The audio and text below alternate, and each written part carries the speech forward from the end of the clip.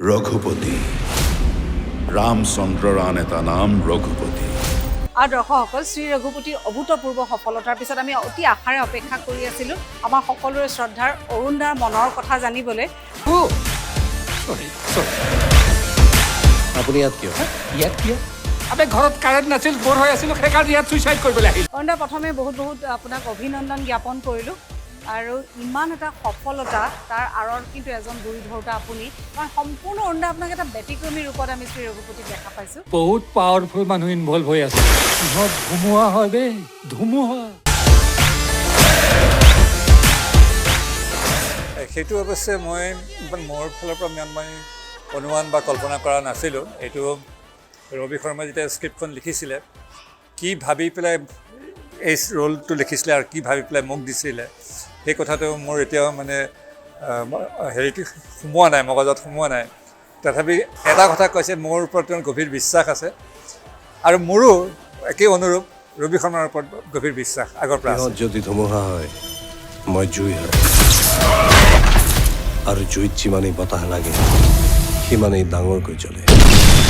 গতিকে মই ভাবিলোঁ যে ৰবি শৰ্মাই যেতিয়া এনেকুৱা এটা ৰোল লিখিছে আৰু মোৰ কাৰণে ভাবি পেলাই কৈছে যে, আৰু মোক তেনেকৈ দেখাই নাই এনেকুৱা ধৰণৰ কৰিম বুলি, তেতিয়া এটা কল্পনা কৰি লৈছে চৰিত্ৰটো এনেকুৱা হ'ব আৰু এইটোতো অৰুণ দাক কৰাম। আৰু যেতিয়া যে আপুনি কৰিব লাগিব, আৰু মই তাৰ পৰা যেতিয়া তাৰ হেৰি দেখিলোঁ, মোৰ এটা কনফিডেঞ্চ বাঢ়ি গ'ল যে ৰবি শৰ্মাই যেতিয়া কৈছে নিশ্চয় মোক তেওঁ বিপদত নেপেলায় আৰু মোক ভালদৰে তেওঁ ফ'কাছত লৈ আহিব। সেইকাৰণে it credits goes to Rabi Sharma. আৰু নেক্সট যিবোৰ যদি কিবা এটা কৰিছোঁ, তেতিয়া আমাৰ পিছত ডাইৰেক্টৰ আছে, সুব্ৰত কাকতি আছে, আৰু মোৰ নিজৰ ফালৰ পৰা যিখিনি পৰিশ্ৰম কৰিব লাগে, যিখিনি কষ্ট কৰিব লাগে, সেইখিনি কৰিছোঁ। সেয়া আজি সাফল্যৰ মুখ দেখিছে, আমাৰ ভাল লাগিছে। আৰু মই হঠাতে তেজপুৰৰ পৰা গুৱাহাটীলৈ আহিলোঁ।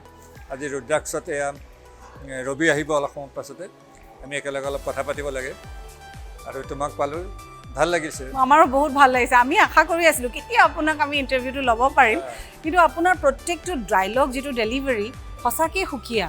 আমি কেতিয়াও ইমাজিন কৰা নাছিলোঁ অৰুণ দা এনেধৰণৰ এটা অভিনয় আমি চাবলৈ পাম। কিন্তু এতিয়া সকলো ভিউৱাৰ্ছে কিন্তু আপোনাক এনেকৈও আকৌ নতুন ধৰণে চাব বিচাৰিছে, কি কয়? নহয়, এইটো আকৌ একেধৰণৰ ৰঘুপতিৰ যিটো ৰোল সলমান খান হিচাপে প্ৰচাৰিত হৈছে, প্ৰকাশাৰী হৈছিল, সেই একেধৰণৰ কেতিয়াও ৰোল নহয়, আৰু অলপ বেলেগ কিবাকিবি হ'ব পাৰে। কিন্তু যিয়ে নহওক, আমি আশা কৰিম আৰু চেষ্টা কৰিম, যদি ভাল ৰোল আহে তেনেহ'লে কৰিম। আৰু অৰুণ দা, ইয়াতে এটা আপুনি খুব ধুনীয়া ডাইলগ এটা বাৰে বাৰে ডেলিভাৰী কৰিছিলে এই ছবিখনত, যিটো আপুনি স্ক্ৰীণত ওলোৱাৰ লগে লগে সকলোৱে খুব আপোনাৰ প্ৰত্যেকটো ডাইলগে একচেপ্ট কৰে।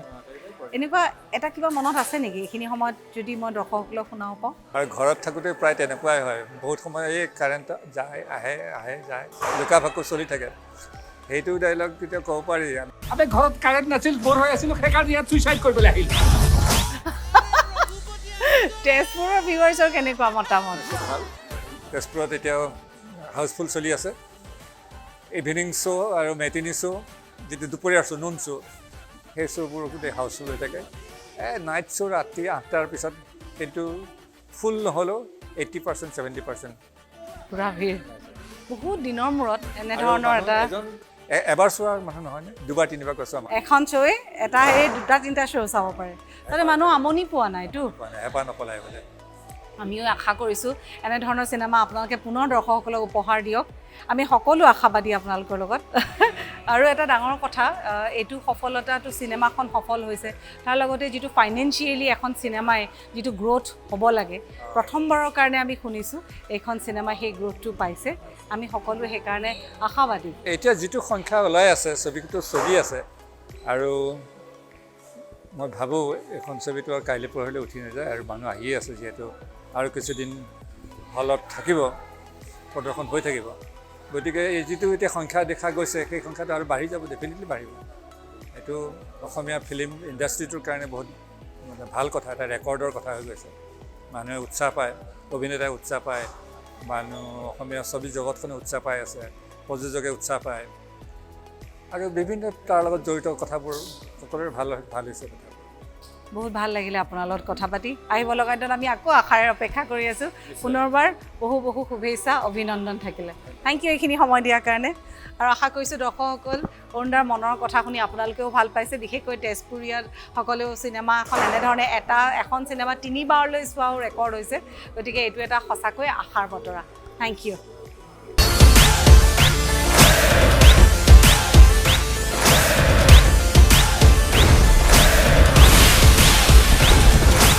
ৰঘু চৰি আপুনি ইয়াত কিয় ইয়াত কিয় আবে ঘৰত কাৰেণ্ট নাছিল বৰ হৈ আছিলোঁ সেইকাৰণে ইয়াত ছুইচাইড কৰিবলৈ আহিলোঁ